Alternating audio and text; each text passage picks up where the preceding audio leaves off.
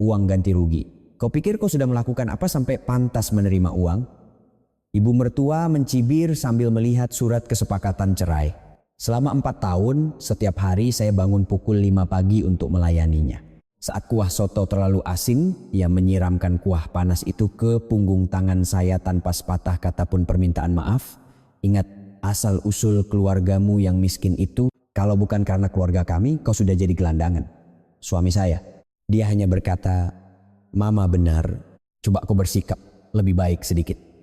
Malam itu, Sari menemukan ponsel rahasia dan buku besar ganda di dalam brankas ibu mertuanya. Ratusan miliar rupiah mengalir ke perusahaan fiktif. Saat surat cerai ditandatangani, ibu mertuanya tertawa mengejek. Dasar wanita yang diusir dengan tangan kosong. Sari dengan tenang mengirim pesan singkat kepada kakaknya. Selesai. 1 jam kemudian, foto-foto perselingkuhan ibu mertuanya menjadi berita utama di semua portal berita nasional. Ibu mertua konglomerat yang begitu angkuh itu pun mulai runtuh. Apa yang sebenarnya terjadi? Kisah hari ini akan kita mulai sekarang. Sebelum memulai cerita, silakan tekan tombol subscribe dan suka, dan tinggalkan komentar dari mana Anda mendengarkan, agar kami bisa mendoakan kebahagiaan berlimpah untuk Anda di sana. Pukul 5 pagi, di jantung kota Jakarta, di sebuah kawasan perumahan elit di Menteng, berdiri sebuah rumah mewah 3 lantai. Sedan hitam selalu siaga di depan gerbang utama, dan tamannya dipenuhi bunga sepanjang tahun. Rumah itu adalah dambaan semua orang. Namun di dalam rumah megah ini, orang yang pertama kali membuka mata setiap pagi bukanlah pemiliknya. Sari, 38 tahun, terbangun bahkan sebelum alarm berbunyi. Dalam kegelapan, ia menatap langit-langit kamar sambil menyusun rencana pekerjaan hari itu di kepalanya. Di sebelahnya, suaminya masih mendengkur. Sari menyingkap selimut tanpa suara dan bangkit. Saat ia menyalakan lampu dapur, jam menunjukkan pukul 05.10. Sari mengenakan celemeknya dan membuka kulkas. Ia harus menyiapkan sarapan lengkap dengan 7 jenis lauk pauk favorit ibu mertuanya. Ia mengiris sayuran untuk soto, membersihkan daun kemangi, dan menggoreng ikan teri. Ia juga harus merebus jamu dengan berbagai ramuan herbal. Tangan Sari bergerak dengan presisi mekanis. Ia telah hidup seperti ini selama 4 tahun. Pukul 7, ibu mertuanya turun ke ruang makan. Ibu mertuanya yang berusia 68 tahun itu adalah Direktur Utama Nusantara Konstruksi.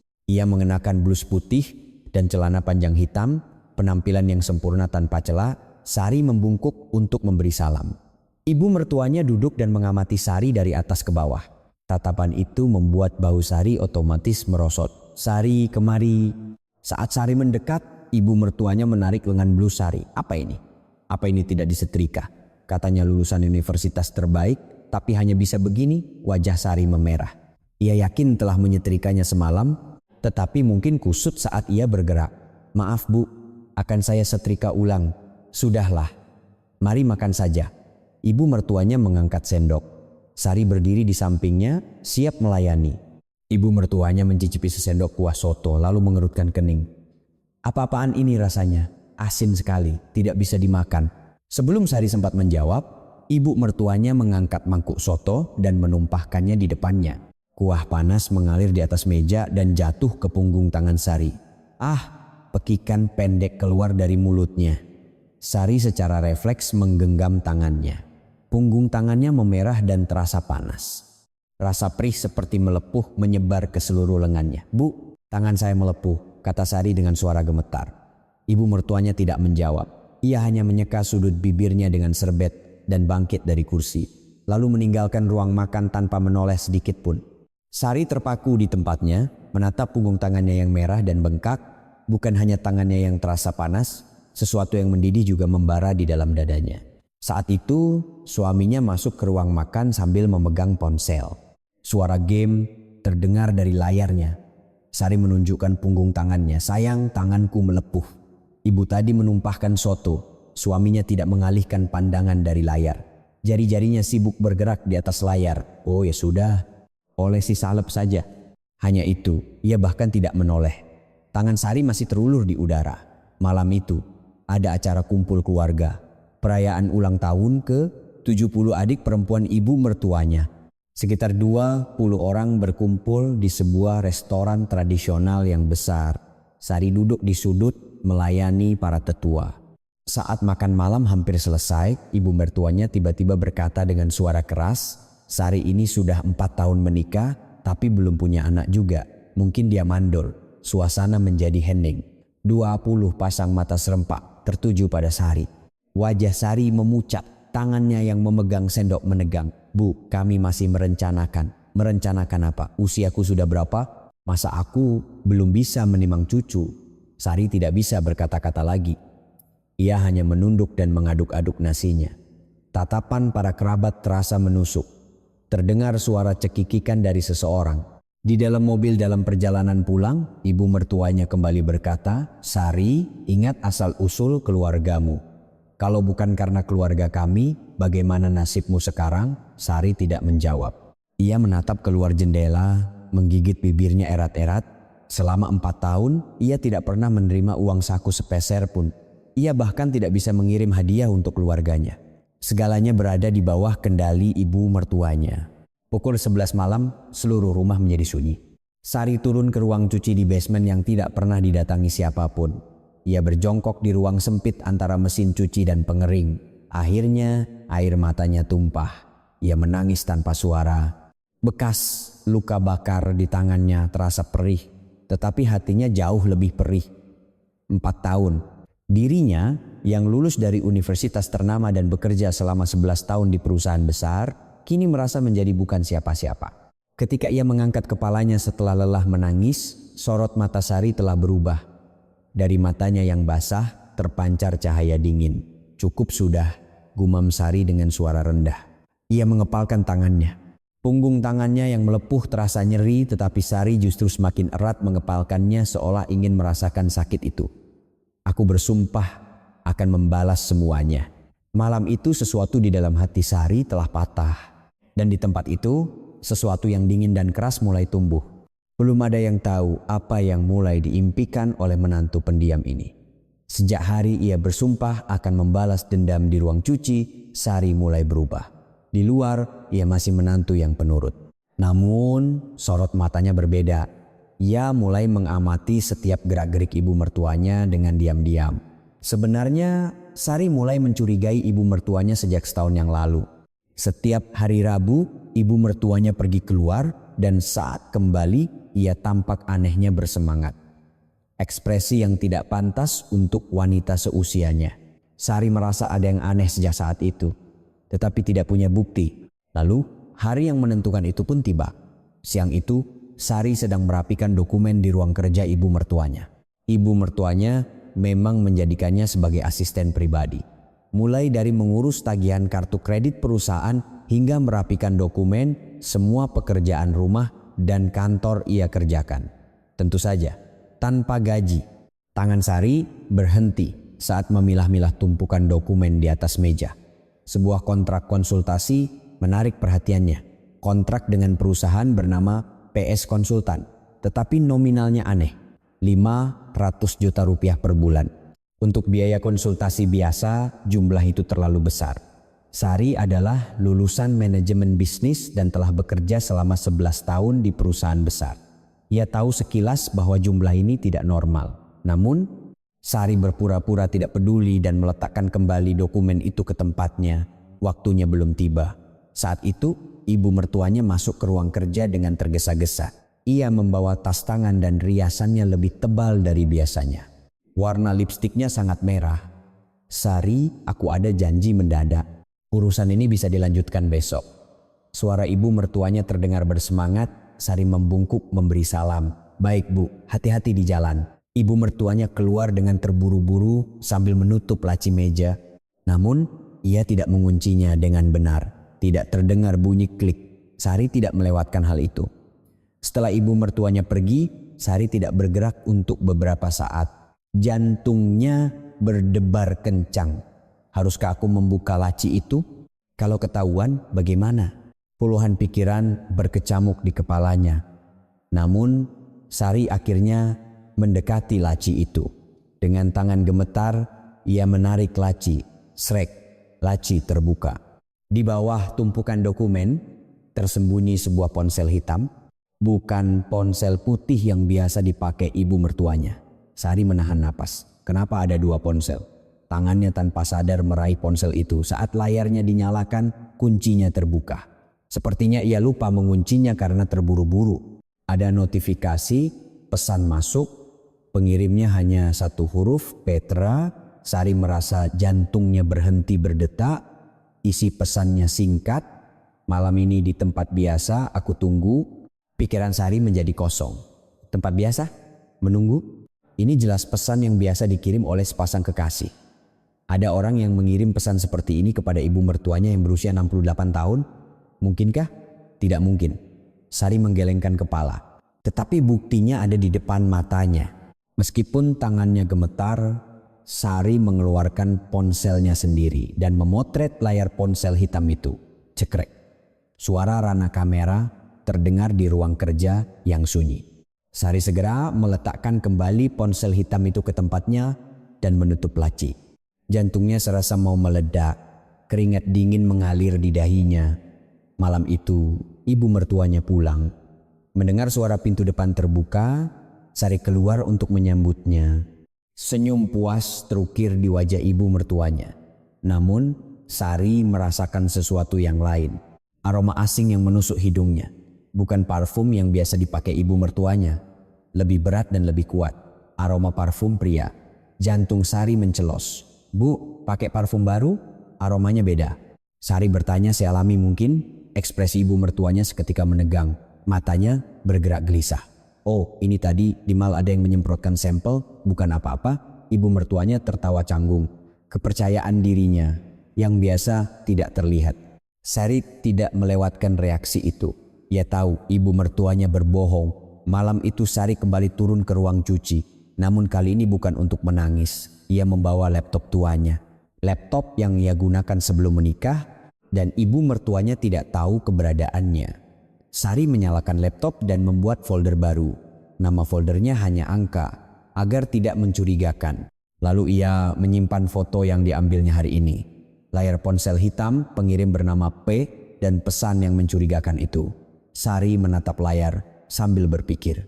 Belum ada yang pasti, tetapi ia merasa telah menemukan satu kepingan puzzle.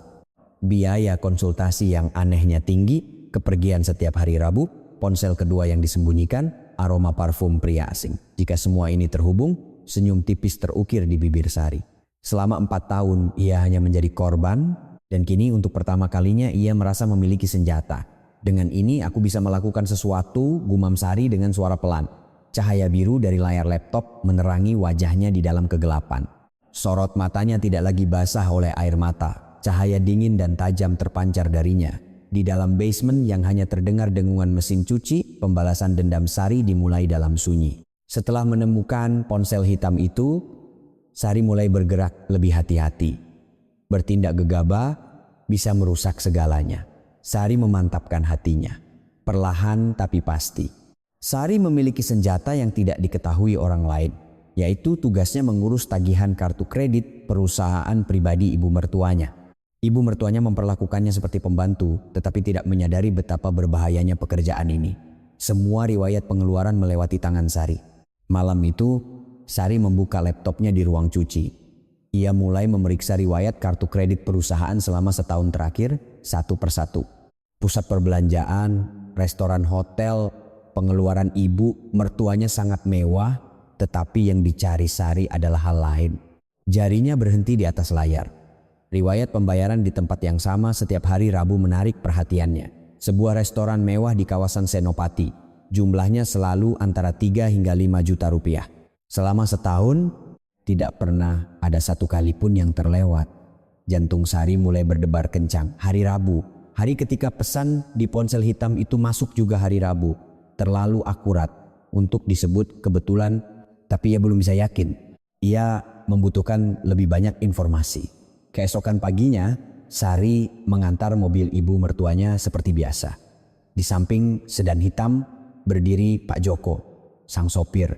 Selamat pagi Pak Joko, sapa Sari dengan lembut. Pak Joko yang berusia pertengahan 50-an menunduk menjawab. Selamat pagi Bu. Sari mencoba berbicara sealami mungkin Sepertinya jadwal ibu akhir-akhir ini padat sekali ya. Saya ingin mencatatnya. Barangkali ada tempat yang sering ibu kunjungi. Pak Joko menjawab tanpa curiga. Semua orang di rumah tahu bahwa Sari bertindak sebagai asisten pribadi ibu mertuanya. Ibu direktur setiap hari Rabu pergi ke arah Senopati. Biasanya beliau di sana sekitar 3 jam. Telinga Sari menajam. 3 jam. Waktu yang terlalu lama jika hanya untuk makan. Oh begitu ya, mungkin ada rapat di sana. Wah, kalau itu saya kurang tahu bu. Ibu direktur selalu turun sendiri. Saya menunggu di sekitar sini sampai ditelepon untuk menjemput, turun sendiri. Sari mencatat kata-kata itu di dalam hatinya. Ibu mertuanya jelas bertemu seseorang tetapi ia menyembunyikannya bahkan dari sopirnya. Baik, terima kasih Pak Joko. Sari tersenyum dan berbalik. Tetapi di dalam hatinya, ia mendengar kepingan puzzle yang mulai menyatu. Setiap Rabu ke Senopati selama 3 jam sendirian dan pesan di ponsel hitam itu. Semuanya cocok. Sejak hari itu, Sari mulai bersiap. Ia memutuskan untuk memeriksanya sendiri pada hari Rabu berikutnya. Tapi itu bukan hal yang mudah. Ia harus keluar rumah tanpa sepengetahuan ibu mertuanya dan membuntutinya tanpa ketahuan. Sari mengeluarkan pakaian dari dasar lemari yang ia pakai sebelum menikah. Pakaian yang belum pernah dilihat ibu mertuanya. Gaun hitam, mantel krem, serta topi lebar dan kacamata hitam. Saat ia mencobanya di depan cermin, ia terlihat seperti orang yang sama sekali berbeda dari Sari yang biasanya. Akhirnya hari Rabu pun tiba. Sari mengamati ibu mertuanya dengan saksama sejak pagi. Sesuai dugaannya. Riasan ibu mertuanya lebih tebal dari biasanya, warna lipstiknya lebih merah, dan riasan matanya lebih tegas. Seperti orang yang akan bertemu seseorang yang istimewa. Menjelang siang, ibu mertuanya bersiap untuk pergi. Sari, aku keluar sebentar, pulang sebelum makan malam. Baik bu, hati-hati di jalan. Sari memberi salam dengan sopan. Begitu ibu mertuanya melewati pintu depan, sorot mata Sari berubah. Inilah saat yang ditunggu-tunggu. Sari segera naik ke kamarnya dan berganti pakaian yang telah disiapkannya. Ia mengenakan topi dan kacamata hitam. Setelah memeriksa penampilannya di cermin, ia diam-diam keluar rumah. Ia naik taksi menuju Senopati. Jantungnya berdebar kencang, telapak tangannya berkeringat. Ia merasa seperti seorang detektif dalam film. Perasaan aneh campuran antara takut dan gembira. Di dalam taksi, Sari menatap keluar jendela dan berpikir, selama 4 tahun ia hanya diseret-seret, kini ia bergerak sendiri, menggali rahasia seseorang, mengumpulkan bukti. Anehnya, ia tidak merasa takut. Justru, ia merasakan kehangatan di dalam dadanya. Perasaan bahwa untuk pertama kalinya, ia yang mengendalikan situasi. Perasaan itu memberinya kekuatan. Taksi tiba di Senopati. Sari turun di dekat restoran yang ia lihat di riwayat kartu kredit. Ia berdiri di sudut gang, mengamati pintu masuk restoran.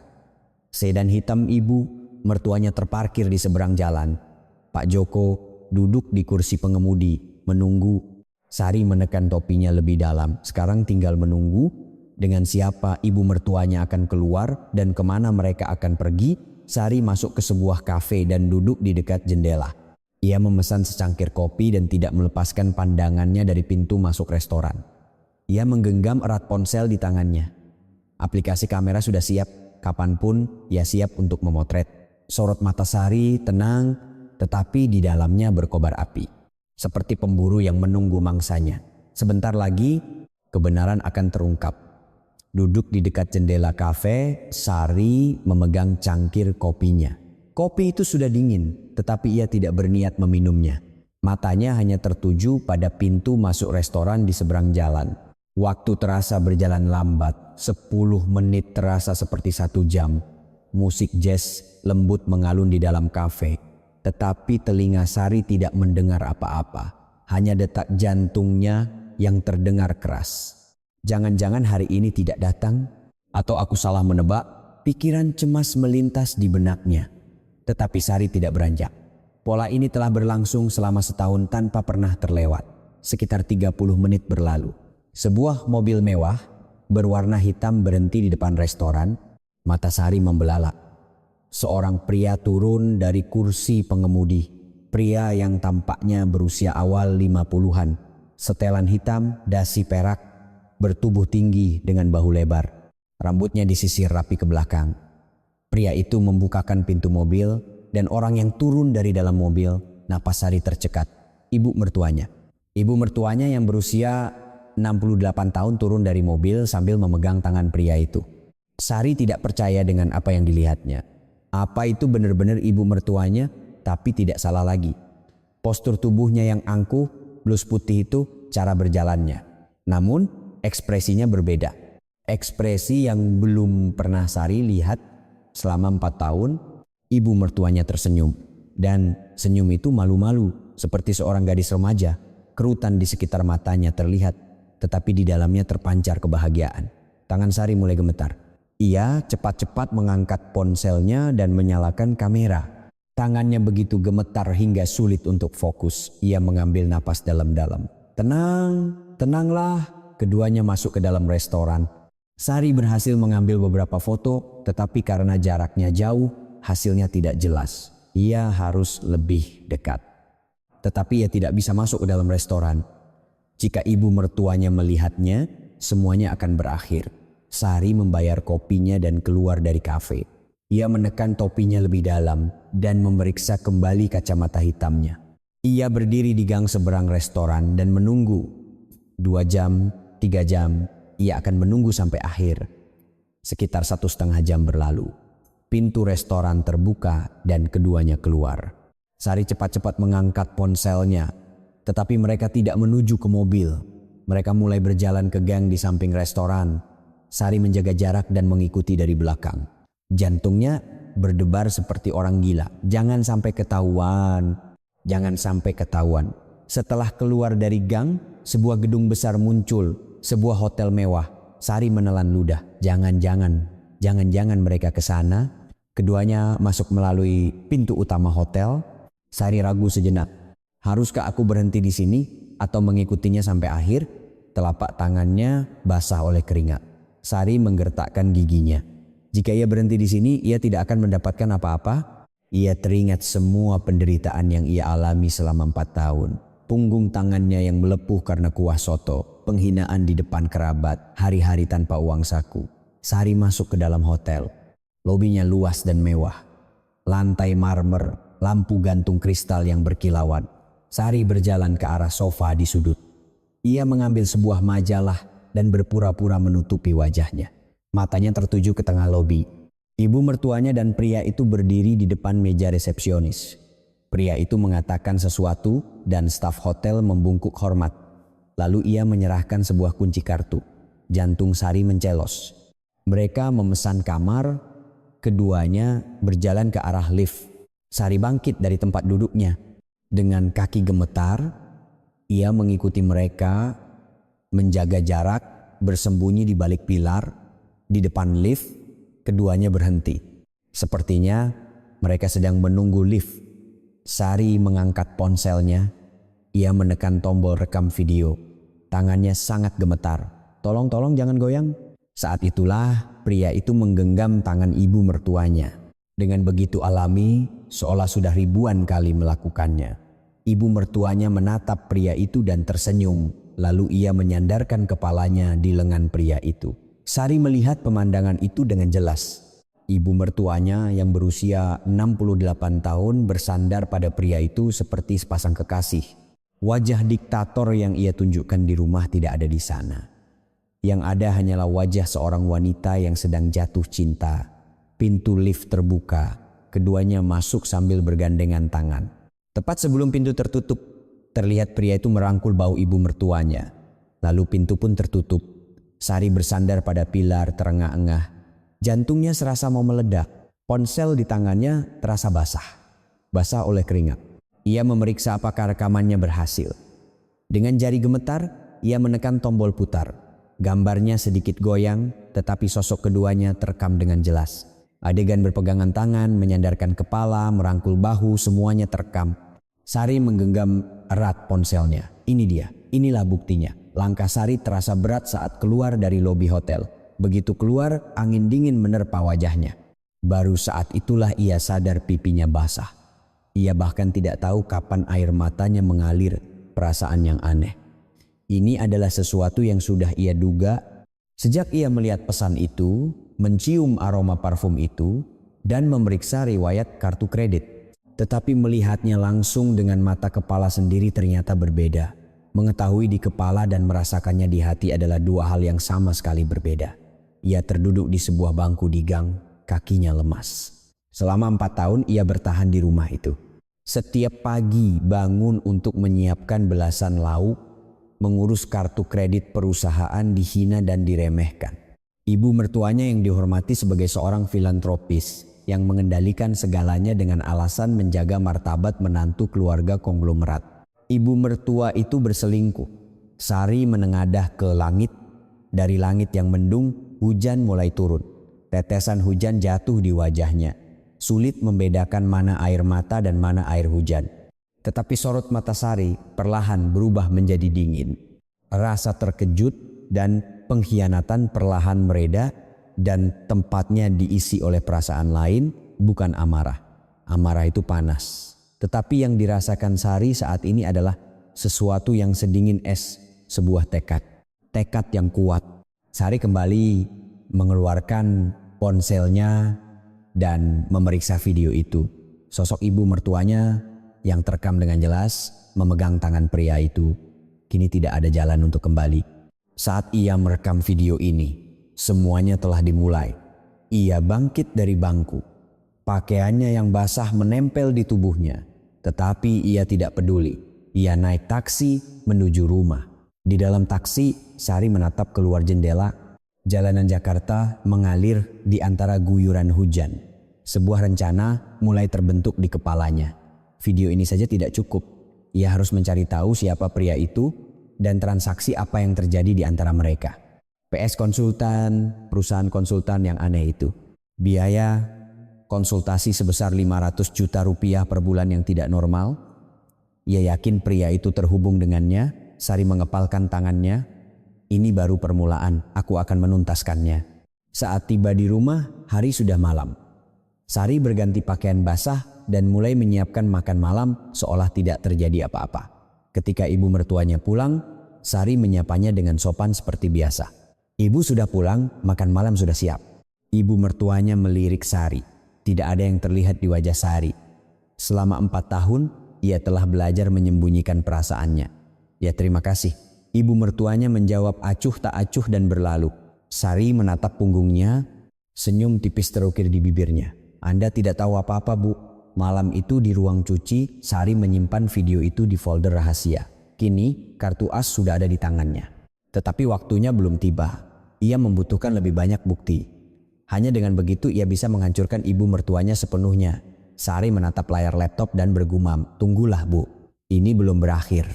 Di tengah dengungan mesin cuci, sorot mata Sari berkilauan dalam kegelapan.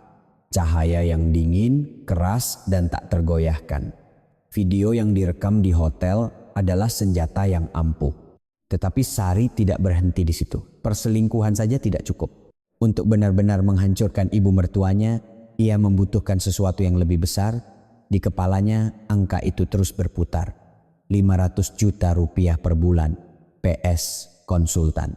Untuk biaya konsultasi biasa, jumlah itu terlalu besar. Dan pria itu, pria berusia 50-an yang bersama ibu mertuanya di hotel. Jelas ada uang yang mengalir di antara mereka. Beberapa hari kemudian, Sari kembali menyelami riwayat kartu kredit perusahaan. Kali ini lebih teliti, lebih dalam. Setiap malam di ruang cuci, ia membuka laptopnya.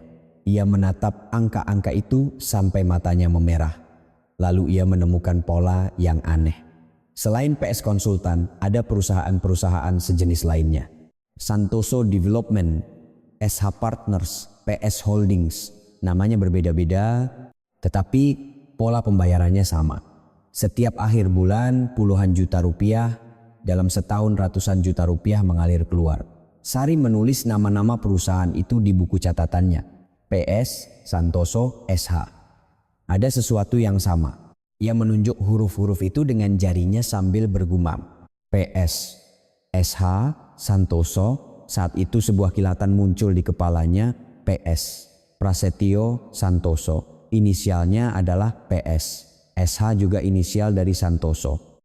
Nama pria itu tersembunyi di semua nama perusahaan itu. Tangan Sari gemetar. Ini bukan sekadar perselingkuhan. Ibu mertuanya menggelapkan uang perusahaan dan memberikannya kepada pria itu. Penggelapan, penyalahgunaan wewenang.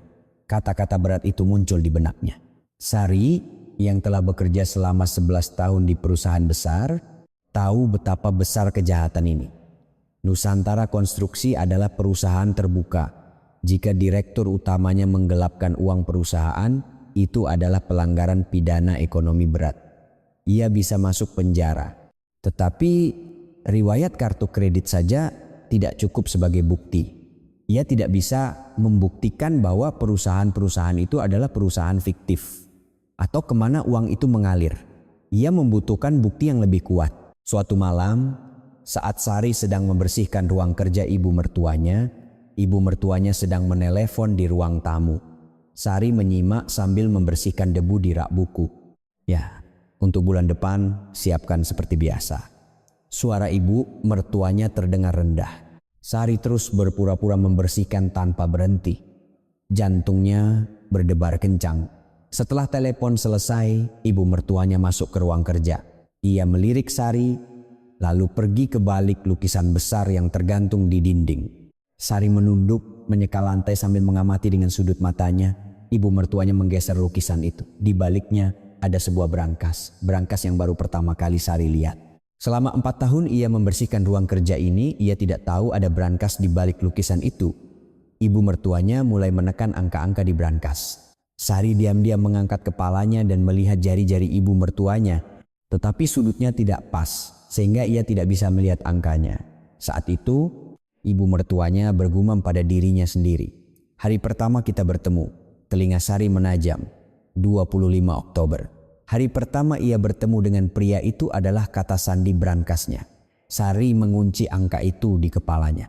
2510. Ia tidak boleh melupakannya. Ibu mertuanya mengeluarkan setumpuk dokumen dari brankas. Setelah melihatnya sebentar, ia memasukkannya kembali dan menutup brankas. Lalu ia mengembalikan lukisan itu ke tempatnya semula. Sari, di sini sudah, kau boleh keluar. Baik, Bu. Sari memberi salam dengan sopan dan keluar dari ruang kerja. Jantungnya berdebar kencang, tetapi wajahnya tidak menunjukkan ekspresi apapun. Sambil berjalan di koridor, Sari menggigit bibirnya. Apa yang ada di dalam brankas itu? Dokumen yang disembunyikan seperti itu pasti sesuatu yang penting. Mungkin bukti kunci yang dicari Sari ada di dalamnya. Ia menunggu kesempatan.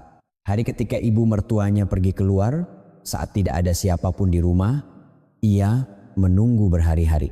Ia tidak boleh terburu-buru. Jika ketahuan, semuanya akan berakhir. Dan akhirnya hari itu tiba. Rabu sore, ibu mertuanya pergi keluar lagi untuk bertemu pria itu. Suaminya sedang dalam perjalanan bisnis ke luar negeri dan para asisten rumah tangga sudah pulang sore hari. Di rumah hanya ada Sari seorang. Sari mengambil napas dalam-dalam dan masuk ke ruang kerja. Tangannya gemetar, tetapi ia memaksakan diri untuk tenang. Ia berdiri di depan lukisan besar yang tergantung di dinding. Jantungnya terasa berdebar sampai ke telinga. Ia menggeser lukisan itu. Brankas itu muncul. Dengan jari gemetar, Sari menekan angka-angka. 1,25 klik. Pintu brankas terbuka. Sari menahan napas, benar-benar terbuka. Tangannya tanpa sadar masuk ke dalam brankas. Ada setumpuk dokumen, satu map tebal dan sebuah buku catatan hitam. Ia mengeluarkan map itu dan membukanya. Halaman pertama penuh dengan angka. Nama-nama perusahaan berderet. PS Konsultan, Santoso Development Asset Partners, dan di sampingnya jumlah uang 20 juta, 30 juta, 50 juta. Mata Sari membelalak, ini adalah buku besar ganda. Catatan dana rahasia yang tidak masuk ke dalam pembukuan resmi. Ia membuka buku catatan hitam itu. Isinya lebih rinci. Tanggal, berapa banyak yang dikirim, dan kemana. Dan di sampingnya ada catatan, komisi, suap, dana khusus. Sari menutup mulutnya dengan tangan. Menjumlahkan angka-angka itu membuat kepalanya pusing. Ratusan miliar rupiah dalam setahun. Selama 15 tahun. Ya, jumlahnya tak terhitung. Ratusan miliar rupiah telah digelapkan. Selama 15 tahun, Ibu mertuanya menggelapkan uang perusahaan dan memberikannya kepada pria itu. Ia mengambil suap dari setiap proyek konstruksi dan mencuci uangnya melalui perusahaan fiktif. Direktur Utama Nusantara Konstruksi, tangan Sari sangat gemetar. Ia takut. Ini bukan sekadar perselingkuhan. Ini adalah penggelapan ratusan miliar rupiah. Jika ini meledak, Nusantara Konstruksi bisa goyah. Ibu mertuanya akan masuk penjara. Tetapi di tengah ketakutan, perasaan lain muncul, keyakinan. Dengan ini, aku bisa menghabisinya. Sari mengeluarkan ponselnya. Meskipun tangannya gemetar, ia menyalakan kamera. Ia memotret halaman-halaman penting dari buku besar ganda itu satu persatu. Daftar perusahaan fiktif, jumlah uang, tanggal, catatan, tidak ada yang terlewat. Ia juga memotret buku catatan hitam itu. Rincian suap, catatan komisi. Setiap kali membalik halaman, jarinya gemetar, tetapi Sari terus memotret sampai selesai. Setelah selesai, ia merapikan kembali dokumen-dokumen itu. Ia memasukkan map ke dalam brankas dan meletakkan buku catatan di atasnya. Persis seperti saat pertama kali ia melihatnya. Ibu mertuanya tidak boleh curiga. Ia menutup pintu brankas dan mengembalikan lukisan ke posisi semula. Ia memeriksa ruang kerja untuk memastikan tidak ada jejak yang tertinggal, tidak ada apa-apa sempurna. Kaki Sari lemas saat keluar dari ruang kerja. Ia bersandar di dinding koridor, terengah-engah, keringat membasahi seluruh tubuhnya, tetapi senyum terukir di bibirnya. Kini semua kartu ada di tangannya. Video perselingkuhan, bukti penggelapan. Dengan ini, ia bisa menghancurkan ibu mertuanya sepenuhnya. Malam itu di ruang cuci, Sari menyimpan semua foto di folder rahasia. Ia mengubah nama file menjadi angka-angka yang tidak berarti, agar tidak ada yang bisa mengenalinya. Sambil menatap layar laptop, Sari berpikir, sekarang apa yang harus kulakukan? Ia tidak bisa menanganinya sendiri. Ia membutuhkan seseorang untuk membantunya secara hukum dan finansial. Saat itu, satu orang terlintas di benaknya, kakaknya. Kakaknya yang bekerja di sebuah firma akuntansi dan ahli dalam melacak dana gelap perusahaan. Ia adalah seorang ahli di bidang ini yang telah bekerja selama 15 tahun di Direktorat Jenderal Pajak sebelum pindah kerja. Sari mengangkat ponselnya. Ia harus menghubungi kakaknya, tetapi belum sekarang. Ia membutuhkan sedikit lebih banyak persiapan. Ia harus mengeluarkan data-data ini dengan aman dan menghindari kecurigaan ibu mertuanya. Sari menutup laptopnya dan menatap langit-langit dalam kegelapan. Pedang pembalasan dendamnya semakin tajam. Sebentar lagi, saatnya untuk mengayunkan pedang itu akan tiba. Keesokan harinya, setelah memotret buku besar ganda di brankas, Sari menyiapkan sarapan seperti biasa. 7 jenis lauk, soto, dan jamu herbal. Tangannya bergerak seperti mesin, tetapi pikirannya kacau. Foto-foto yang ia ambil semalam terus muncul di benaknya.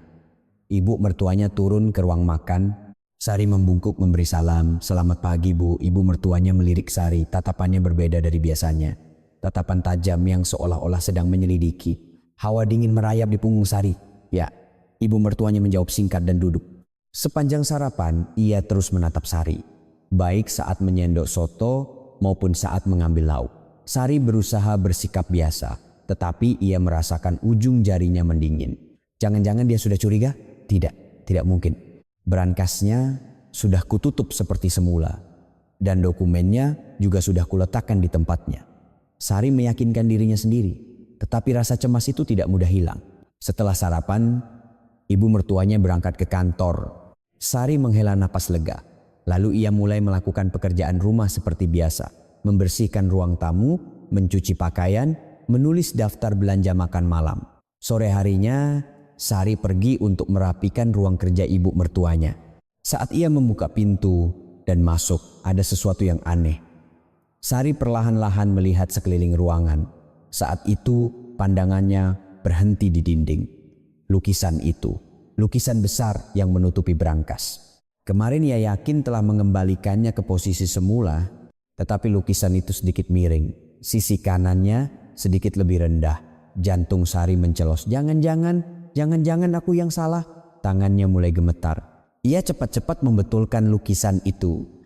tetapi mungkin sudah terlambat. Setelah membetulkan lukisan itu dan berbalik, ada seseorang yang berdiri di depan pintu.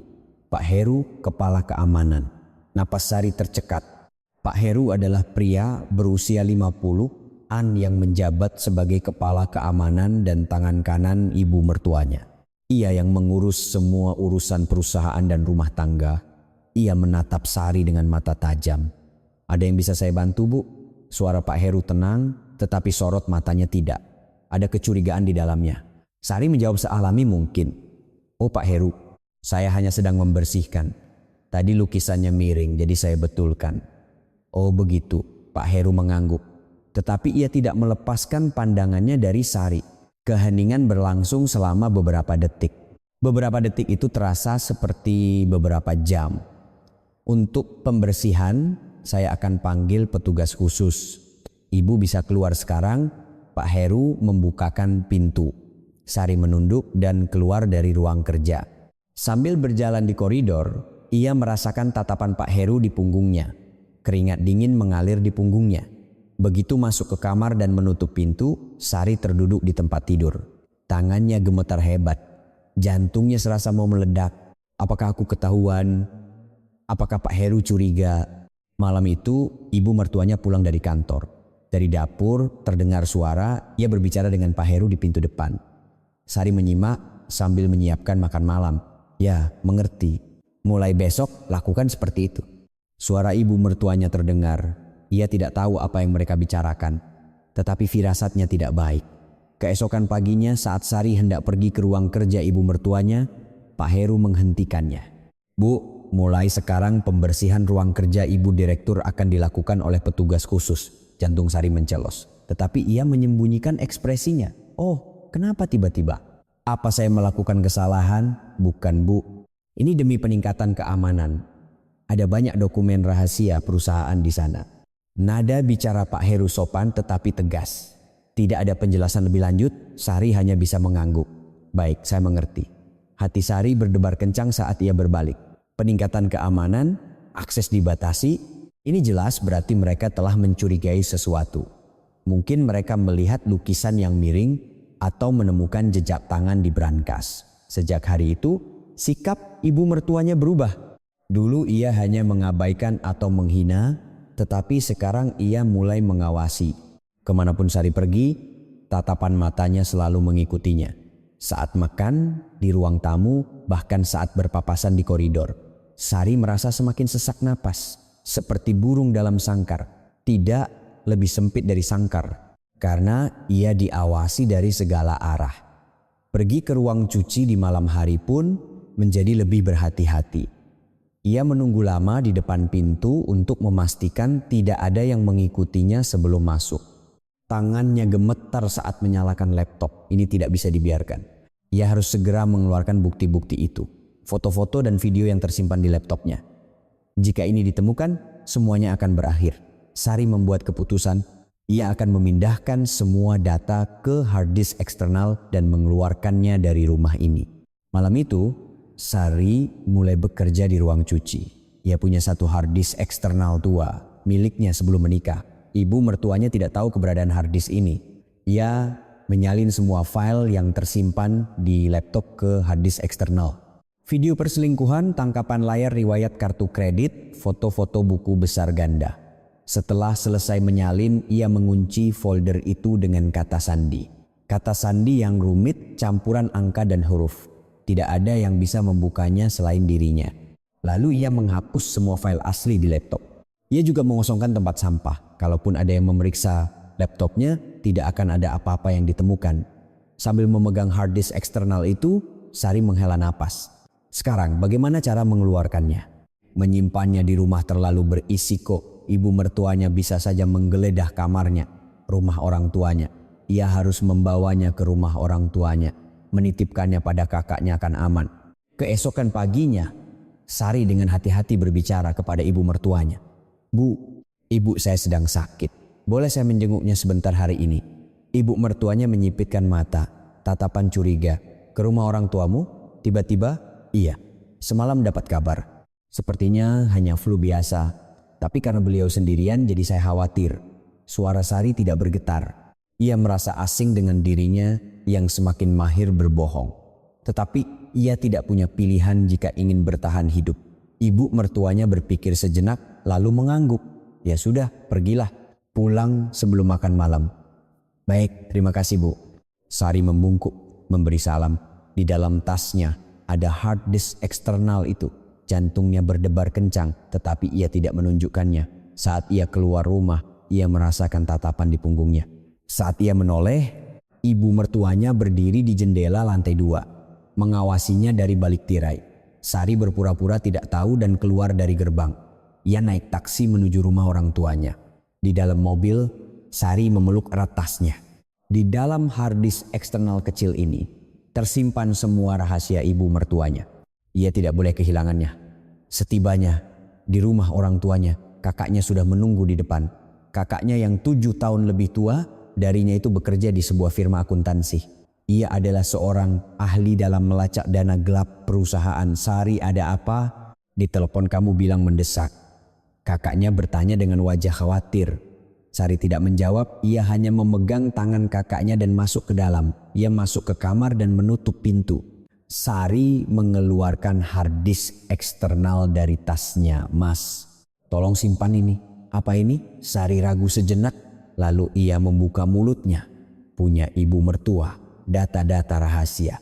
Mata kakaknya membelalak. Sari menceritakan semua yang terjadi sampai saat ini. Ponsel yang disembunyikan, perselingkuhan di tempat kejadian, buku besar ganda, penggelapan ratusan miliar rupiah. Tangannya gemetar saat bercerita. Kakaknya mendengarkan tanpa berkata apa-apa. Ekspresinya semakin mengeras. Setelah cerita selesai, kakaknya menggenggam erat tangan Sari. Sari, kamu tidak apa-apa. Satu kata itu membuat air mata Sari tumpah. Semua yang ia tahan selama 4 tahun tumpah ruah. Kakaknya hanya memeluk adiknya tanpa berkata apa-apa. Setelah menangis cukup lama, Sari mengangkat kepalanya. Mas, bisa bantu aku analisis ini? Kakaknya mengangguk. Tentu, biar aku lihat. Kamu pulang saja dulu dan bersikap seperti biasa. Jangan sampai ketahuan. Sari menyerahkan hard disk eksternal itu kepada kakaknya. Kakaknya menerimanya dan menyembunyikannya di tempat yang dalam di rak buku. Di rak buku di kamar Sari yang lama, yang tidak pernah dilihat siapapun, sekarang aman, kata kakaknya. Baru saat itulah Sari merasa lega.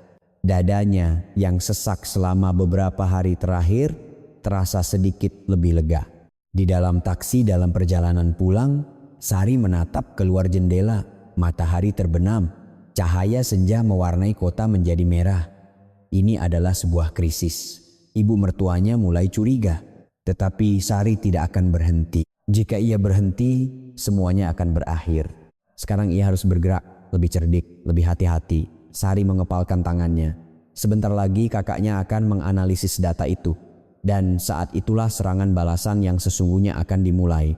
Setelah menitipkan hard disk eksternal kepada kakaknya, Sari menunggu selama seminggu. 1 minggu itu terasa seperti sebulan. Di rumah, ia bersikap seperti biasa. Menyiapkan sarapan, membersihkan rumah, dan hidup di bawah pengawasan ibu mertuanya. Tetapi di dalam hatinya, ia setiap hari menunggu kabar dari kakaknya. Dan seminggu kemudian pesan dari kakaknya datang. Besok datang ke rumah. Ada yang perlu dibicarakan. Jantung Sari berdebar kencang. Akhirnya kakaknya selesai menganalisis. Keesokan harinya, Sari kembali menggunakan alasan menjenguk ibu yang sakit untuk keluar rumah. Ibu mertuanya masih menatapnya dengan curiga. Tetapi Sari dengan tenang memberi salam dan keluar. Di ruang tamu rumah orang tuanya, kakaknya duduk. Di atas meja ada laptop dan setumpuk dokumen. Ekspresi kakaknya serius. Sari duduk di seberangnya. Gimana mas? Kakaknya menghela napas. Lalu ia memutar layar laptop ke arah Sari. Sari, tahu apa yang aku temukan? Di layar ada diagram yang rumit. Nama-nama perusahaan dihubungkan dengan garis. PS Konsultan, Santoso Development, SH Partners. Semua garis itu mengarah ke satu orang, Prasetyo Santoso. Pria ini, Prasetyo Santoso. Dia direktur perusahaan konsultan properti, tapi sebenarnya dia mengoperasikan perusahaan-perusahaan fiktif. Kakaknya menjelaskan sambil menunjuk layar. Aku sudah analisis buku besar ganda yang kamu foto. Selama 15 tahun, Uang yang mengalir dari Nusantara Konstruksi ke perusahaan-perusahaan fiktif ini minimal 300 miliar rupiah. Mulut Sari ternganga. 300 miliar? Ia sudah menduganya, tetapi mendengar angkanya langsung membuat kepalanya pusing. Gimana caranya? Dia menggelapkan uang dengan dalih biaya konsultasi untuk setiap proyek konstruksi. Tidak ada konsultasi nyata, hanya kontrak di atas kertas. Ini suap. Kakaknya mengambil setumpuk dokumen. Ini sudah masuk kategori tindak pidana ekonomi berat, penggelapan dan penyalahgunaan wewenang. Kalau jumlahnya di atas 50 miliar, bisa kena hukuman penjara seumur hidup. Sari menutup mulutnya dengan tangan. Penjara seumur hidup. Kata itu terasa berat. Artinya ibu mertuanya bisa masuk penjara. Kakaknya memegang tangan Sari, tangan yang hangat. Sari, kamu benar-benar tidak apa-apa. Pertanyaan itu membuat mata Sari berkaca-kaca. Tidak apa-apa? Tentu saja tidak. Penderitaan selama 4 tahun, punggung tangannya yang melepuh, penghinaan di depan kerabat, hari-hari terkunci tanpa uang saku. Tetapi Sari mengangguk. Iya mas, aku tidak apa-apa. Aku mau mengakhirinya sekarang. Kakaknya menggenggam erat tangan Sari. Baik, kita akhiri. Tapi harus dengan benar. Jangan gegabah. Kakaknya memperbaiki posisi duduknya. Wajahnya menjadi serius. Aku sudah susun rencananya. Dengarkan. Sari menyimak. Pertama, ajukan gugatan cerai. Kalau mengajukan permohonan cerai ke pengadilan agama, ada masa mediasi selama sebulan. Selama sebulan itu kamu bisa keluar dari rumah itu dengan aman. Masa mediasi? Iya. Untuk cerai, pengadilan akan memberikan waktu sebulan bagi kedua belah pihak untuk berpikir. Setelah masa itu berakhir, baru perceraian disahkan. Sari mengangguk. Perkataan kakaknya berlanjut. Selama sebulan itu, aku yang akan bergerak. Aku punya teman lama di Ditjen Pajak dan kenal juga dengan wartawan investigasi. Aku akan verifikasi bukti, siapkan artikel, dan lapor juga ke OJK. Lalu di hari masa mediasi berakhir, begitu perceraian disahkan, kita ledakkan semuanya. Skandal perselingkuhan dan dugaan penggelapan secara bersamaan. Setelah kamu benar-benar keluar dari rumah itu. Mata Sari membelalak, rencana yang sempurna. Jika diledakkan setelah perceraian disahkan, Sari bukan lagi anggota keluarga itu. Sekeras apapun ibu mertuanya melawan, ia tidak akan bisa menyentuh Sari. Mas, terima kasih. Suara Sari bergetar, kakaknya tersenyum pahit. Terima kasih apa? Kamu adikku. Kamu sudah banyak menderita. Sari tidak bisa menjawab. Saat ia menunduk, air matanya menetes. Selama 4 tahun ia bertahan sendirian. Tidak bisa bercerita kepada siapapun, hanya memendamnya sendiri, tetapi sekarang kakaknya ada di sisinya. Fakta bahwa ia tidak sendirian, ia tidak tahu bahwa itu bisa memberinya kekuatan sebesar ini. Setelah menangis cukup lama, Sari mengangkat kepalanya. Sambil menyeka matanya, ia bertanya, surat kesepakatan cerainya bagaimana? Sudah kusiapkan. Kita akhiri dengan bersih, tanpa tuntutan ganti rugi. Kakaknya menyerahkan sebuah amplop. Di dalamnya ada surat kesepakatan cerai. Sari mengeluarkannya dan membacanya. Tidak ada pembagian harta, tidak ada tuntutan ganti rugi. Isinya adalah untuk berpisah secara baik-baik. Tidak apa-apa, tidak minta ganti rugi. Iya. Lagi pula kalaupun dapat nanti harta ibu mertuamu juga akan disita semua. Dan kalau kita bilang tidak ada tuntutan, Piyasana akan lebih mudah menandatanganinya. Perkataan kakaknya benar. Ibu mertuanya adalah orang yang tidak mau memberikan sepeser pun kepada Sari. Jika ia bilang akan pergi tanpa ganti rugi, ia malah akan senang. Sambil mengejeknya karena diusir dengan tangan kosong. Baiklah, besok aku akan bicara. Sari memasukkan surat itu ke dalam tasnya. Tangannya sedikit gemetar, tetapi hatinya sudah mantap. Di dalam taksi dalam perjalanan pulang, Sari menatap keluar jendela. Matahari terbenam. Sebentar lagi semuanya akan berakhir. Kehidupan seperti di neraka selama 4 tahun. Malam itu Sari hampir tidak bisa tidur. Ia berlatih puluhan kali di kepalanya apa yang akan ia katakan besok. Jangan gemetar, bicaralah dengan tenang supaya tidak dicurigai. Kisokan malamnya, seluruh keluarga berkumpul di meja makan. Ibu mertua, suami, dan Sari. Makan malam yang tidak berbeda dari biasanya. Sari menyuap nasi beberapa kali tetapi tidak bisa menelannya. Menjelang akhir makan malam, Sari membuka mulut. Sayang, ada yang mau aku bicarakan. Suaminya menjawab tanpa mengalihkan pandangan dari ponselnya. Apa? Sari mengeluarkan amplop dari tasnya, meletakkannya di atas meja. Baru saat itulah suaminya mengangkat kepala. Apa ini? Kesepakatan cerai? Meja makan menjadi hening, mata suaminya membelalak, sendok ibu mertuanya berhenti. Apa? Tiba-tiba ini apa? Suaminya bertanya dengan suara bingung. Sari menjawab dengan tenang. Sayang, aku tidak bisa hidup bersama lagi. Tolong ceraikan aku. Suaminya mengambil surat itu. Setelah membacanya, wajahnya memerah. Hei, apa-apaan ini tiba-tiba? Apa yang kamu tidak suka? Saat itu, ibu mertuanya merebut surat itu. Setelah membacanya sekilas, ia mencibir, Sari, apa ini? Kamu tidak akan menuntut ganti rugi. Sudut bibir ibu mertuanya terangkat, ekspresi mengejek. Lagi pula tidak ada yang akan kuberikan. Masuk dengan tangan kosong, keluar juga dengan tangan kosong. Sari tidak menjawab. Reaksi yang sudah ia duga. Ibu mertuanya menatap suaminya. Bima, cepat tanda tangani dan suruh dia pergi. Suaminya menatap ibunya dengan bingung. Bu, tapi ini. Tapi apa? Mau menahan orang yang mau pergi? Anak juga tidak punya. Perkataan ibu mertuanya tajam seperti pisau. Tetapi Sari tidak merasa sakit. Hatinya sudah tidak tersisa lagi untuk terluka oleh kata-kata seperti itu. Suaminya menghela napas dan menandatangani surat itu. Sari juga menandatangani di bagiannya. Ibu mertuanya mengawasi dengan tangan bersedekap. Jangan menyesal dan berpikir untuk kembali. Kamu tidak akan bisa melewati gerbang rumah ini lagi. Sari membungkuk, memberi salam. Baik Bu, terima kasih atas segalanya selama ini. Suaranya tenang. Tetapi di dalam hatinya ia mengatakan hal lain. Tunggulah Bu. Sebentar lagi kita akan lihat siapa yang akan menyesal. Keesokan harinya, Sari mengajukan permohonan pengesahan kesepakatan cerai ke pengadilan. Setelah pendaftaran selesai, masa mediasi selama 1 bulan dimulai, 30 hari. Ia hanya perlu bertahan selama 30 hari.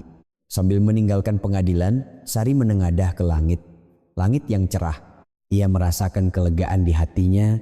Ia mengeluarkan ponselnya dan mengirim pesan kepada kakaknya sudah diajukan, masa mediasi dimulai. Balasan langsung datang. Bagus, sekarang giliranku bergerak. Sampai jumpa sebulan lagi. Sari memeluk erat ponselnya di dada. Sekarang benar-benar dimulai. Sebulan lagi semuanya akan berakhir dan kehidupan baru akan dimulai. Senyum tipis terukir di bibir Sari. Untuk pertama kalinya dalam 4 tahun, senyum yang tulus. Masa mediasi selama sebulan dimulai, 30 hari. Bagi Sari, 30 hari itu terasa seperti setahun. Bahkan setelah mengajukan kesepakatan cerai, Sari masih harus tinggal di rumah itu. Sampai masa mediasi berakhir, secara hukum ia masih menantu. Sari bersikap seperti biasa. Bangun pagi, menyiapkan sarapan, membersihkan rumah, dan melayani ibu mertuanya. Ia tidak boleh menunjukkannya. Ibu mertuanya semakin meremehkannya. Ia terang-terangan bersikap dingin karena menganggapnya sebagai orang yang akan segera pergi. Sari, makanannya tidak enak. Pantas saja kamu diusir, masakanmu saja tidak becus. Sari, bersihkan yang benar. Sebentar lagi juga pergi, jadi selesaikan pekerjaanmu sampai akhir. Sari hanya menunduk tanpa berkata apa-apa. Di dalam hatinya ia menghitung hari, 29 hari, 28 hari, 27 hari. Setiap hari berlalu, hitungan mundur bergema di dalam hatinya. Sementara itu, kakaknya sibuk bergerak. Hanya seminggu sekali, ia mengirim pesan singkat kepada Sari. Berjalan lancar, jangan khawatir. Sudah bertemu wartawan, sedang verifikasi bukti, sudah lapor ke OJK, mereka sedang bersiap untuk penyelidikan. Sari membaca pesan-pesan itu dan langsung menghapusnya. Ia takut ada yang melihatnya. Ia memeriksa pesan itu diam-diam di kamar mandi sambil memegang erat ponselnya, lalu menghapus jejaknya. Sekitar pertengahan masa mediasi, kakaknya menelepon. Sari menggunakan alasan pergi ke supermarket untuk keluar rumah dan menerima telepon. Mas, ada apa? Sari, wartawan sudah mulai bergerak.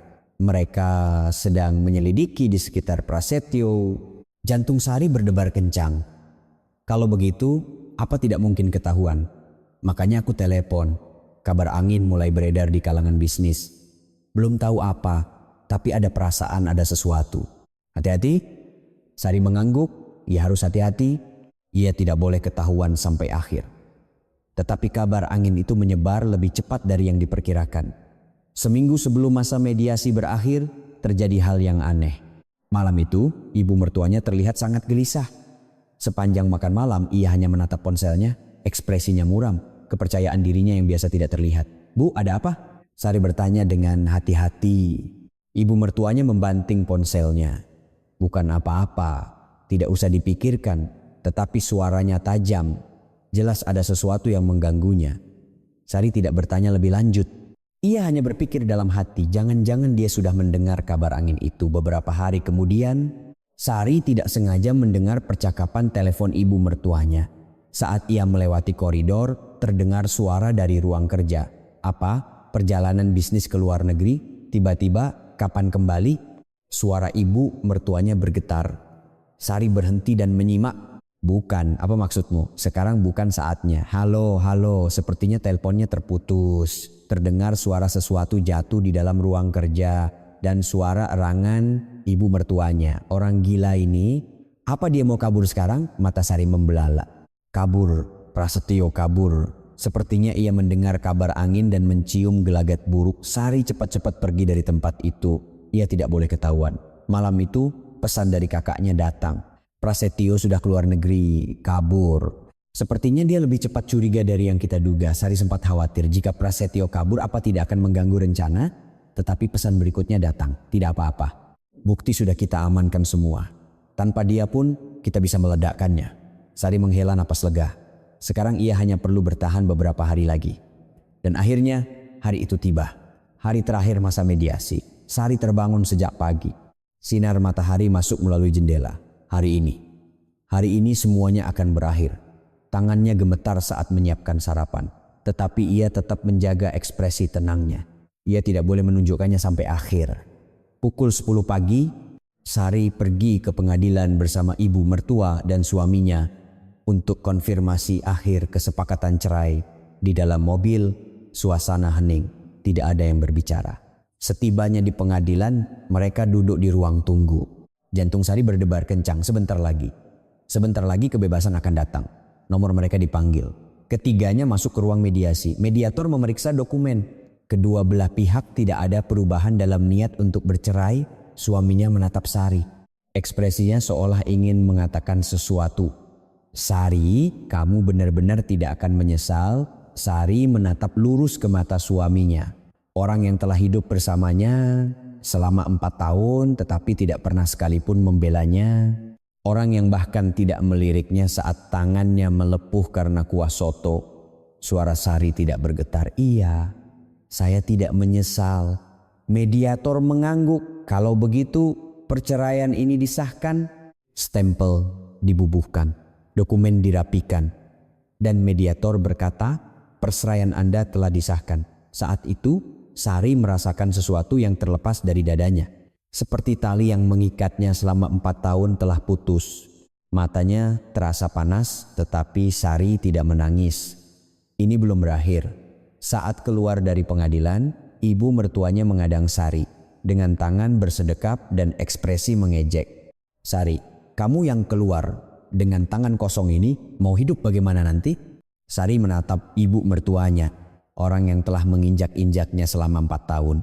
Yang menumpahkan soto hingga tangannya melepuh, yang mempermalukannya di depan kerabat, yang mengurungnya tanpa memberikan uang saku sepeser pun. Senyum tipis terukir di bibir Sari. "Terima kasih atas perhatiannya, Bu. Saya akan hidup dengan baik." Ibu mertuanya mencibir. Kita lihat saja. Keluar dari rumah ini, kamu bukan siapa-siapa." Sari tidak menjawab lagi. Ia membungkuk memberi salam dan berbalik. Sambil melangkah, ia bergumam dalam hati. "Kita lihat saja, Bu. 1 jam lagi kita akan tahu siapa yang bukan siapa-siapa." Begitu keluar dari pengadilan, sinar matahari menerpa wajahnya. Sari mengambil napas dalam-dalam. Udara kebebasan yang ia hirup untuk pertama kalinya dalam 4 tahun. Ia duduk di bangku dan mengeluarkan ponselnya, mengirim pesan kepada kakaknya. Selesai. Hanya 2 kata. Tetapi di dalamnya terkandung semua penderitaan selama 4 tahun. Balasan langsung datang. "Bagus, 1 jam lagi meledak. Pergi ke tempat aman, aku kirim alamatnya." Jantung Sari berdebar kencang. 1 jam lagi dunia ibu mertuanya akan runtuh. Ia naik taksi ke alamat yang dikirimkan kakaknya. Sebuah apartemen studio yang tenang di pinggiran Jakarta. Rumah aman yang telah disewa kakaknya sebelumnya. Ia akan tinggal di sana sementara waktu untuk memantau situasi. Di dalam taksi, Sari menatap keluar jendela. Jalanan Jakarta berlalu begitu saja. 4 tahun yang lalu, ia menikah di kota ini. Ia pikir ia akan bahagia, ia pikir hidupnya akan berubah jika menjadi menantu keluarga konglomerat, tetapi itu adalah ilusi. Rumah mewah itu adalah penjara dan ibu mertuanya adalah penjaga. Ia terpenjara selama 4 tahun, tanpa uang saku, tanpa secuil pun kebebasan. Sekarang ia telah keluar dari penjara itu, dan sebentar lagi penjara itu akan runtuh. Sari memeriksa jam. Tinggal 40 menit lagi, berita akan meledak. Perselingkuhan ibu mertuanya, penggelapan ratusan miliar rupiah. Semuanya akan terungkap ke dunia. Setibanya di apartemen, ia masuk ke dalam. Studio kecil tapi bersih. Ia berdiri di dekat jendela dan melihat keluar. Di kejauhan terlihat siluet gedung-gedung Jakarta. Sari mengepalkan tangannya. Sekarang benar-benar dimulai. Saatnya pedang pembalasan dendam akhirnya diayunkan. Layar ponselnya menunjukkan waktu. Pukul 3 sore. Tepat pada saat itu, di suatu tempat, sebuah artikel berita sedang diunggah. Sari perlahan membuka aplikasi berita, jarinya gemetar. Tetapi sorot matanya bersinar dingin. Saat dimana pembalasan dendam yang ia tahan selama 4 tahun dimulai. Tepat pukul 3 sore. Sari berdiri di dekat jendela apartemen, menatap layar ponselnya. Dengan jarinya, ia menyegarkan aplikasi berita. Sekali, 2 kali, 3 kali. Dan layarnya berubah. Tulisan merah breaking news menarik perhatiannya. Saat ia membaca judulnya, jantung Sari serasa berhenti berdetak. Skandal perselingkuhan Ketua Nusantara Konstruksi, Ratih Wijoyo, selama 15 tahun, momen mesra terekam. Sari menahan napas, benar-benar meledak. Meskipun jarinya gemetar, ia menekan artikel itu. Di layar muncul foto-foto. Foto-foto yang ia ambil sendiri. Ibu mertuanya dan Prasetyo berpegangan tangan di lobi hotel. Momen bersandar di bahu di depan lift. Meskipun sedikit buram, jelas terlihat siapa mereka berdua. Isi artikelnya berlanjut. Ratih Wijoyo telah menjalin hubungan gelap selama 15 tahun dengan direktur perusahaan konsultan properti Prasetyo. Mereka bertemu setiap hari Rabu di Senopati dan menggunakan hotel mewah.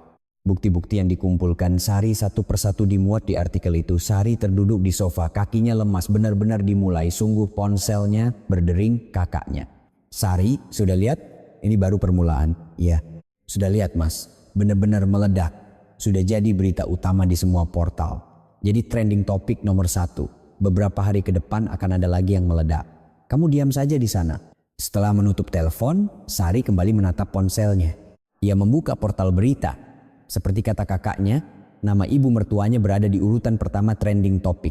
Ratih Wijoyo selingkuh, skandal Ketua Nusantara Konstruksi. Berbagai tagar terkait berderet, ia membuka kolom komentar. Ribuan komentar telah masuk. Katanya filantropis, ternyata di belakangnya begini. Perselingkuhan di usia senja menjijikan. Setelah suaminya meninggal dan mewarisi perusahaan, begini kelakuannya? Apa semua konglomerat seperti itu? Sari membaca komentar-komentar itu dengan perasaan campur aduk. Puas. Ia teringat semua penderitaan yang ia alami selama 4 tahun. Punggung tangannya yang melepuh, penghinaan di depan kerabat, hari-hari terkunci tanpa uang saku. Orang yang memberinya semua itu kini menjadi sasaran cemoohan seluruh negeri. Tetapi pada saat yang sama ia merasakan kehampaan yang aneh. Apakah ini akhirnya? Apakah berakhir seperti ini? Sari menatap keluar jendela. Matahari mulai terbenam. Malam itu wajah ibu mertuanya muncul di berita. Para wartawan mengerumuni di depan kantor pusat Nusantara Konstruksi. Saat ibu mertuanya turun dari mobil, kilatan kamera menyambutnya. Ibu direktur, mohon tanggapannya mengenai dugaan perselingkuhan. Apa hubungan Anda dengan Bapak Prasetyo? Wajah ibu mertuanya menegang. Kepercayaan dirinya yang biasa tidak terlihat, dikelilingi oleh pengawal. Ia masuk ke dalam gedung seperti melarikan diri. Sari menatap layar TV dan bergumam. Ini baru permulaan, Bu. 4 hari kemudian, bom kedua meledak. Ketua Nusantara Konstruksi, Ratih Wijoyo, diduga gelapkan dana ratusan miliar rupiah, terungkap praktik suap melalui perusahaan fiktif. Foto-foto buku besar ganda yang diambil Sari dimuat di artikel itu.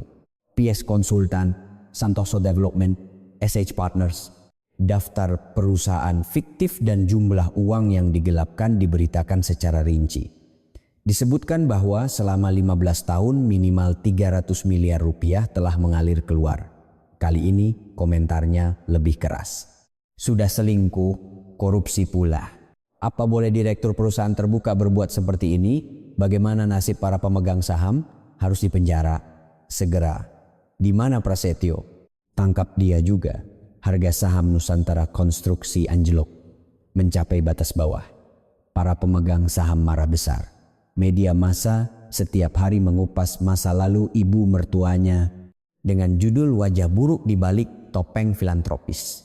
10 hari kemudian, Direktorat Jenderal Pajak memulai pemeriksaan pajak. Para pemeriksa mendatangi kantor pusat Nusantara Konstruksi, menyita dokumen dan memeriksa para pegawai. Adegan itu disiarkan langsung di berita. Ibu mertuanya mengadakan konferensi pers darurat. Sari duduk di depan TV menyaksikan adegan itu. Ibu mertuanya berdiri di podium. Wajahnya sangat tirus. Hanya dalam 10 hari ia terlihat 10 tahun lebih tua. Hari ini saya ingin berbicara kepada seluruh masyarakat. Suara ibu mertuanya bergetar, bukan suara diktator yang biasa ia dengar. Berita yang beredar akhir-akhir ini adalah hasil rekayasa yang jahat. Saya tidak bersalah. Dugaan penggelapan tidak berdasar. Dan kami sedang mempersiapkan tindakan hukum. Para wartawan mengangkat tangan. Pertanyaan bertubi-tubi diajukan. Ibu Direktur, bagaimana Anda menjelaskan foto-foto perselingkuhan itu? Di rekening perusahaan fiktif ditemukan nama orang dekat Anda. Mengapa Bapak Prasetyo melarikan diri ke luar negeri? Wajah ibu mertuanya memucat, bibirnya bergetar. Ia tidak bisa memberikan jawaban yang jelas. Itu akan saya diskusikan dengan pengacara saya. Desakan para wartawan semakin keras. Ibu mertuanya akhirnya turun dari podium, melarikan diri dari ruang konferensi. Para pengawal menghalangi wartawan tetapi kilatan kamera tidak berhenti. Sari melihat adegan itu dengan perasaan campur aduk. Apa orang itu benar-benar ibu mertuaku? Apa dia orang yang sama yang telah menginjak-injakku selama 4 tahun? Ibu mertua di layar TV hanyalah seorang wanita tua yang menyedihkan. Seharusnya ia merasa puas. Mengingat penderitaan selama 4 tahun, seharusnya ia bersorak. Tetapi anehnya, ada perasaan hampa di dalam hatinya. Apakah balas dendam memang seperti ini? Sari mematikan TV dan menatap keluar jendela. 2 minggu kemudian, pukulan terakhir dilancarkan. Kejaksaan menggeledah kantor pusat Nusantara Konstruksi dan kediaman ibu mertuanya. Para penyidik mendatangi rumah mewah tempat Sari tinggal selama 4 tahun. Brankas di ruang kerja dibuka, buku besar ganda dan buku catatan hitam disita. Malam itu, ibu mertuanya ditangkap oleh kejaksaan. Pelanggaran pidana ekonomi berat, dugaan penggelapan dan penyalahgunaan wewenang. Di TV ditayangkan adegan ibu mertuanya diikat dengan tali dan naik ke mobil tahanan. Sari menatap layar itu. Di wajah ibu mertuanya tercampur rasa malu dan marah. Ia menundukkan kepala untuk menghindari kamera, tetapi kilatan kamera wartawan terus menyala. Ibu Direktur, sepatah kata untuk masyarakat. Apakah Anda mengakui tuduhan itu? Ibu mertuanya tidak bisa membuka mulut. Ia hanya didorong masuk ke dalam mobil tahanan. Pintu ditutup dan mobil berangkat. Di hari yang sama, Dewan Direksi Nusantara Konstruksi mengadakan rapat. Wojuja dipecat dari jabatannya sebagai direktur utama, momen di mana keluarga pendiri terusir dari Nusantara Konstruksi yang telah berdiri selama 50 tahun. Suaminya juga tidak selamat. Ia dituduh terlibat dalam penggelapan sebagai anggota direksi. Ia diperiksa dan kehilangan jabatannya. Anjloknya harga saham perusahaan menyebabkan kerugian miliaran rupiah dan utang itu jatuh ke tangan suaminya. Kakaknya menelepon, "Sari, sudah berakhir. Semuanya sudah berakhir." Sari terdiam cukup lama. Benar-benar berakhir setelah persiapan selama 4 tahun, menunggu selama sebulan, dan mengawasi selama 2 minggu. Apakah benar-benar berakhir? Mas, aku berhasil? Ya, kamu yang berhasil. Setelah menutup telepon, Sari berdiri di dekat jendela. Malam. Pemandangan malam Jakarta berkilauan. 4 tahun yang lalu, ia menikah di kota ini. Dan selama 4 tahun, ia hidup di neraka. Sekarang neraka itu telah berakhir. Ibu mertuanya dipenjara dan suaminya terlilit utang. Keluarga konglomerat yang mewah itu runtuh dalam semalam. Air mata mengalir dari mata Sari. Bukan kesedihan, melainkan kelegaan. Semua yang ia tahan selama 4 tahun mengalir keluar menjadi air mata. Aku berhasil, gumam Sari dengan suara pelan. Sambil menatap pemandangan malam, ia mengepalkan tangannya. Balas dendam telah berakhir. Sekarang yang tersisa hanyalah awal yang baru. 3 bulan berlalu. Di dalam sel dingin Rutan Salemba, Ratih Wijoyo menatap pengacaranya dari balik jeruji. Wanita yang pernah menjadi Direktur Utama Nusantara Konstruksi itu kini mengenakan seragam tahanan. Wajahnya kusam dan rambutnya dipenuhi uban. Bagaimana dengan permohonan penangguhan penahanannya? Suara Ratih serak, pengacaranya menggelengkan kepala ditolak. Ada kekhawatiran akan menghilangkan barang bukti dan melarikan diri. Wajah Ratih menegang. Ia memukul meja dengan kepalan tangannya. Melarikan diri? Aku mau lari kemana? Prasetyo, bagaimana dengan orang itu? Pengacaranya menghela napas. Masih belum bisa dihubungi. Jejaknya hilang di luar negeri. Air mata mengalir dari mata Ratih. Air mata kemarahan. Pria yang telah bersamanya selama 15 tahun. Pria yang telah ia beri ratusan miliar rupiah. Pria itu telah meninggalkannya dan melarikan diri. Orang itu yang membuatku seperti ini. Ratih menelungkupkan kepalanya di meja dan menangis. Wanita yang pernah memimpin grup dengan tangan besi itu kini menangisi kekasih yang meninggalkannya di penjara. Pada saat yang sama, di sebuah rumah kos kumuh di pinggiran Jakarta, Bima memeluk botol minuman keras di kamarnya yang sempit. Kamarnya gelap dan botol-botol kosong berserakan di lantai. Ponselnya berdering. Bima tersentak melihat layarnya. Penagih utang lagi. Ia tidak menjawab telepon. Ia menutupi dirinya dengan selimut sampai deringnya berhenti.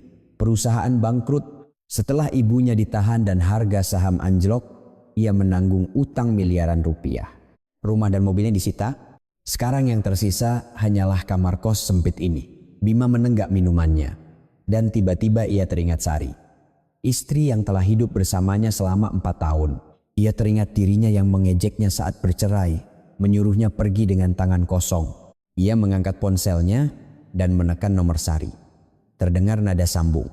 Tetapi yang kembali adalah suara mesin yang dingin. Nomor yang Anda tuju sedang tidak aktif. Bima meletakkan ponselnya. Sambil menatap langit-langit kosong, ia bergumam, "Sari, aku harus bagaimana?" Tidak ada jawaban. Di kamar kos yang kosong itu hanya tercium bau alkohol. Pada saat itu, di sebuah gedung di pusat kota Jakarta, di lantai 3, Sari berada di dalam kantor barunya. Sinar matahari masuk melalui jendela, dinding putih, meja bersih, kursi baru. Kantor yang baru saja selesai direnovasi. Di samping pintu, tergantung sebuah papan nama, Sari Marketing Consulting. Sari menyentuh tulisan itu dengan tangannya. Sulit dipercaya, benar-benar perusahaanku. Uang yang ia kumpulkan selama 11 tahun bekerja di perusahaan besar sebelum menikah masih ada. Uang pesangon dan tabungannya cukup besar. Beruntung ibu mertuanya tidak tahu keberadaan uang itu. Dengan uang itu, Sari menyewa kantor kecil dan mendirikan perusahaan. Ia melihat sekeliling kantornya. Di atas meja ada laptop baru, di dekat jendela ada pot bunga kecil. Semuanya Sari pilih sendiri. Tidak perlu izin siapapun, tidak perlu melihat ekspresi siapapun. Ini benar-benar milikku. Suara Sari bergetar, matanya memerah. Selama 4 tahun ia hidup tanpa uang saku. Ia tidak bisa melakukan apapun tanpa izin ibu mertuanya. Tetapi sekarang ia punya perusahaan sendiri, ruang sendiri. Saat itu pintu terbuka. Kakaknya masuk membawa buket bunga besar. "Selamat Sari." Sari menoleh. Senyum cerah terukir di wajah kakaknya. Sari juga tersenyum, lebar lepas. "Mas, sudah datang?" "Tentu saja datang. Hari ini kan pembukaan kantor Sari." Kakaknya menyerahkan buket bunga itu kepada Sari. Penuh dengan mawar putih dan baby's breath. Sari menerima bunga itu. Aroma bunga menyentuh hidungnya. Cantik sekali. Terima kasih mas, kantornya bagus, memang ahli marketing, kakaknya berkata sambil melihat sekeliling kantor. Sari tersenyum malu, masih jauh dari sempurna. Pelanggan saja belum ada. Pasti cepat dapat, kamu kan punya kemampuan. Kakaknya menepuk bahu Sari, sentuhan yang hangat. Mata Sari kembali berkaca-kaca. Mas, terima kasih banyak. Kalau bukan karena mas, aku pasti masih terkurung di rumah itu. Kakaknya menggelengkan kepala. Bukan, kamu yang berhasil mengumpulkan bukti, bertahan, dan tidak menyerah sampai akhir. Aku hanya membantu. Sari memeluk kakaknya tanpa berkata apa-apa. Cukup lama mereka seperti itu. Kakaknya juga memeluk Sari dengan erat. Matahari terbenam di luar jendela. Cahaya senja menyelinap masuk ke dalam kantor. Cahaya oranye yang hangat. Mas, malam ini kita makan malam bersama ya. Aku yang masak, benar nih? Iya, sudah lama tidak masak. Aku buatkan yang enak. Keduanya mampir ke supermarket dalam perjalanan pulang. Mereka memasukkan sayuran dan daging ke dalam keranjang belanja. Sari tampak senang memilih berbagai macam bahan. Dulu ia hanya bisa membeli apa yang ditentukan oleh ibu mertuanya. Sekarang ia bebas memilih apa yang ingin ia makan. Ini juga mau, mas kan suka jamur, ya masukkan saja. Oh di sana ada tahu juga. Tawa kakak beradik itu terdengar di dalam supermarket. Kehidupan sehari-hari yang biasa. Tetapi bagi Sari, itu adalah momen yang sangat berharga. Kebebasan yang ia impikan selama 4 tahun adalah hal seperti ini. Mereka menyiapkan makan malam di apartemen studio kecil Sari. Ia membuat sup dan menumis daging. Kakaknya membantu mencuci sayuran. Tanganmu sudah sembuh? Kakaknya bertanya sambil menunjuk punggung tangan Sari. Bekas luka samar masih tersisa. Bekas luka bakar dari kuah soto 4 tahun yang lalu. Sari menatap punggung tangannya. Hari itu terlintas di benaknya. Kuah panas, ibu mertua yang dingin, suami yang acuh tak acuh. Hatinya terasa perih, sudah banyak membaik. Sekarang sudah hampir tidak kelihatan. Syukurlah, kakaknya mengelus kepala Sari. Sari tersenyum. Mas, aku sudah tidak apa-apa sekarang, sungguh. Makan malam itu berlangsung tenang dan hangat. Kakak beradik itu duduk berhadapan dan makan. Tidak ada percakapan khusus, hanya kata-kata biasa seperti enak, makan yang banyak, rasanya pas. Tetapi kesederhanaan itu adalah hadiah terbesar bagi Sari. Selama 4 tahun, meja makan adalah medan perang. Ia selalu tegang agar tidak dicela, melihat ekspresi dan merasa kecil. Sekarang ia bisa makan dengan tenang. Betapa besar kebahagiaan itu, Sari baru menyadarinya sekarang. Setelah makan malam dan kakaknya pulang, Sari berdiri di dekat jendela. Bintang-bintang bersinar di langit malam, bersinar samar di antara lampu-lampu kota. Ia teringat 4 tahun yang lalu, hari pernikahannya, mengenakan gaun putih dan penuh impian. Ia pikir hidupnya akan berubah jika menjadi menantu keluarga konglomerat.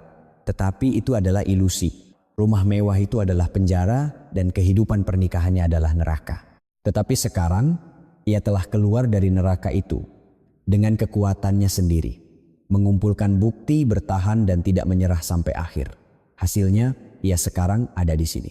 Di rumahnya sendiri menjalani hidupnya sendiri. Ia membuka foto yang tersimpan di ponselnya, foto kantor yang ia ambil siang tadi, Sari Marketing Consulting. Papan nama itu bersinar di bawah sinar matahari, senyum terukir di bibir Sari. Besok adalah hari pertama ia masuk kerja. Pelanggan belum ada dan perjalanannya masih panjang. Tetapi ia tidak takut karena ia telah bertahan di neraka selama 4 tahun. Sekarang ia merasa bisa melakukan apa saja. Sambil menatap keluar jendela, Sari bergumam. Sekarang hidupku yang sesungguhnya dimulai. Suaranya tidak bergetar, air mata juga tidak mengalir. Hanya perasaan damai. Penderitaan selama 4 tahun perlahan-lahan sembuh. Angin malam menyelinap masuk melalui celah jendela. Angin yang sejuk dan segar. Sari mengambil napas dalam-dalam. Udara kebebasan. Besok hari baru akan dimulai. Dan hari esok itu sepenuhnya milik Sari. Hari esok tanpa perlu melihat ekspresi siapapun, tanpa perlu izin siapapun, hanya hari esok miliknya sendiri. Sari tersenyum dan menutup tirai. Malam panjang selama 4 tahun telah berakhir dan fajar yang baru akhirnya menyingsing. Jika kisah hari ini meninggalkan sedikit gema di hati Anda boleh mampir lagi ke sini sesekali. Jika Anda berkenan, tinggalkan satu baris kalimat hangat untuk tokoh utama dalam cerita ini. Mungkin hati itu akan membuat seseorang mampu bertahan menjalani hari esoknya. Saya tulus mendukung hari ini dan hari esok Anda.